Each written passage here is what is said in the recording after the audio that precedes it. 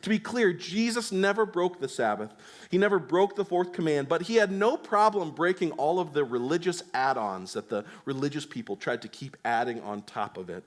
At least 6 times throughout the Gospels, we see the religious leaders, the Pharisees and the Sadducees, coming to Jesus and confronting him about the way that he is keeping the Sabbath, or the way that they think he's not doing it. And in all of these cases, Jesus tells them that they have missed the point. In all of the cases, Jesus highlights how they have fundamentally misunderstood what the Sabbath is all about. It's not simply about not working. The goal isn't to see who can do the most resting. The goal isn't to see who can do the least amount of working. The point is about intentionally making space for resting in and worshiping God. You see, Jesus didn't break the fourth command to remember the Sabbath. But he didn't abolish it either. Instead, like all the other commandments, what we see is that Jesus fulfills it. You see, he fulfills it. He didn't simply cease from working on Saturdays. You see, what Jesus did is that he finished the work that God has sent him to do.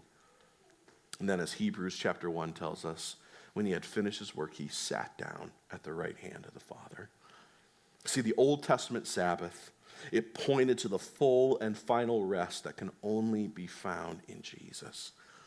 You see, and in fulfilling the fourth command, Jesus removes the ceremonial and civil aspects of this command. If you remember, we talked about the law having ceremonial, civil, and moral commands, right? And so Jesus removes the ceremonial and the civil aspects of the fourth command. These laws were a shadow of the real and lasting thing that God meant to give us all along. These laws, they had been set aside because, as Colossians 2:17 tells us, the substance, the point of it really belongs to Jesus. You see, the judicial penalties and the ceremonial legalities about resting on Saturday and about gathering, the specific order of the way that gathering was supposed to happen, those have been eliminated.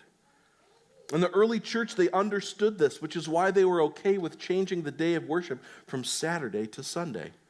You see, for thousands of years, the Israelites had been resting and gathering for worship on Saturdays.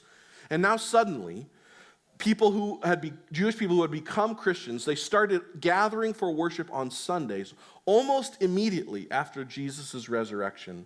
You see, but what's even more important, what's even more telling about their understanding of Jesus' fulfillment of this command is that Sunday was a work day for them. Sunday was a work day in the ancient world. It wouldn't be for another couple hundred years with the Emperor Constantine that the weekly day off would switch from Saturdays to Sundays. You see, the point isn't that Sunday is the new Sabbath and it's not the new day that Christians everywhere are supposed to gather for worship.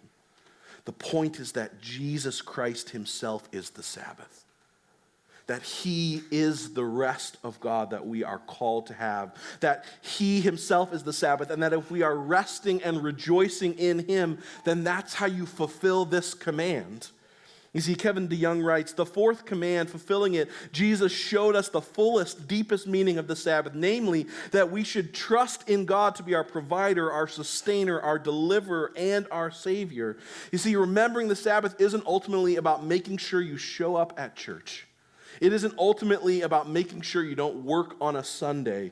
It's possible to be going to church. It's possible to be not attending work on a Sunday and still not be resting. See, the Sabbath is a principle long before it's a day. And we can only honor a day of rest and worship if we really have entered the Sabbath rest that God calls us to have in Jesus. See, ultimately, the fourth command isn't about how we live on one day a week. Instead, it's fundamentally about living a life every day that is characterized by faith and trust and dependence on God. Living a life characterized each day by resting in the finished work of Jesus. You see, that doesn't mean that we shouldn't intentionally set aside or carve out time each week for resting and gathering to worship as God's people. In fact, it means the opposite of that.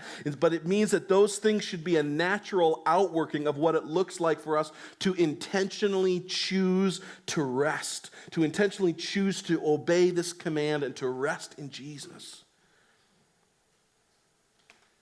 See, at the heart of the fourth command, right, is not about what we do on one day a week. It has implications for what we do on one day a week.